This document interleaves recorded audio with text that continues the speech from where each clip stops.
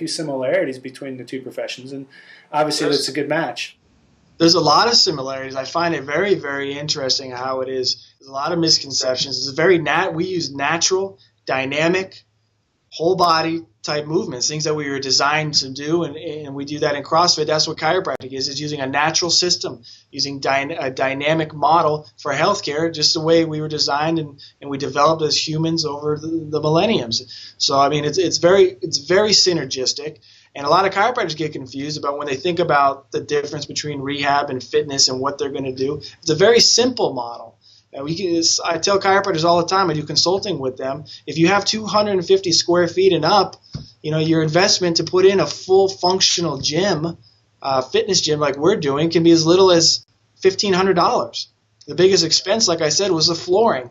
And we use the kettlebells, we use the bumper weights, and the cost to put it in is very low, and you get people doing real movements, old school kettlebell type movements, new combinations with CrossFit. I have 70-year-old patients here doing deadlifts with the bumper weights with Olympic bar. I find it very exciting, things they never thought they would do. They make me take their picture and send it to their family to show them that they're doing basically powerlifting, and they get excited. They take it to another level, and it's just once we started this, I told my wife, I said, I don't want to go back to any other model. This is where we want to go from here. Yeah, that's exciting. That's really why I want to bring you on here, so you could share with other doctors and maybe broaden the horizons a bit to understand that, you know what, I mean, I'm sorry, but this may ruffle some feathers, and you probably agree with me on it, but the days of the fat smoking doctor giving health advice are quickly coming to an end if they haven't long since passed.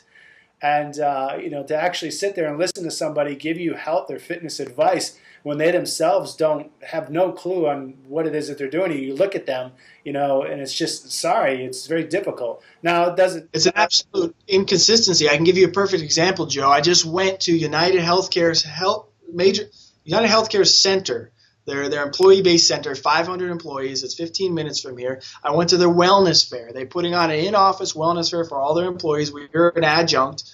They had a company that they work with that's what they call the gold standard for corporate wellness, come in and do their wellness fair, and we could have a booth on the outside to talk to people if we wanted to. So I took it. And when we got there, I went into their wellness fair, a room, maybe 350 square feet of a room, 7 people in there in stations. Basically what they did is a questionnaire, a risk-based questionnaire. They did a blood test. They did blood pressure, and they did height and weight BMI, and they showed people charts. They couldn't even tell people where they are, but they showed them charts. And I asked the lady, I said, what's your objective? What's the goal? Because I'm thinking in my head, where's the wellness? This is a wellness fair. This is the gold standard. Where is it? And so I asked her, what is your goal? What are you trying to achieve here? What's a home run for you? And she said, we are hoping to catch someone who needs medication, who doesn't know it yet, and get them on the medication and possibly save their life. That was their gold standard. Well, to me, I was blown away. I asked them, do you work with diet and nutrition as separate things or together? No, they don't. Do you work with fitness and physical movement? No, they don't. Do you work with stress management or local people for body work and things like that? No, they don't. So what do you do if you find one of these people? She says, well, we send them back to their primary with these notes.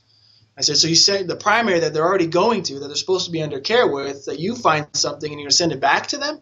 They said, absolutely. And I said, well, what do you send them back for? For whatever prescription they think is needed, the primary. And on the back of their form, it says, ask your doctor about appropriate exercises and dietary considerations. That was it. I mean, even when someone came through and they were clearly and clinically obese to their parameters, they couldn't even talk to them about that. They had to show them a chart for them to look it up themselves and I guess put the two to two together. I don't know. I didn't understand it. Not to mention that 7 out of 7 of those people, these professionals in wellness that go around the country, they were from Texas to do this, were all overweight, 5 of which were morbidly obese. The doctor had trouble sitting in his chair because there was arm things on the side and he couldn't fit in. None of them looked healthy. None of them looked happy. And this is our wellness standard, and that's what they're holding up to. All I could think of is, man, do we have an opportunity here? If we could really I'm having a meeting with the VP to talk to him about what is truly wellness, what is truly health and growing. And if they ever get a glimpse of the idea, we'll have to fight them off with a stick. We won't be able to handle it. I think you hit on some interesting points. Actually, you hit on about 4 interesting points. And really the main one that I think that I want to emphasize is just this idea of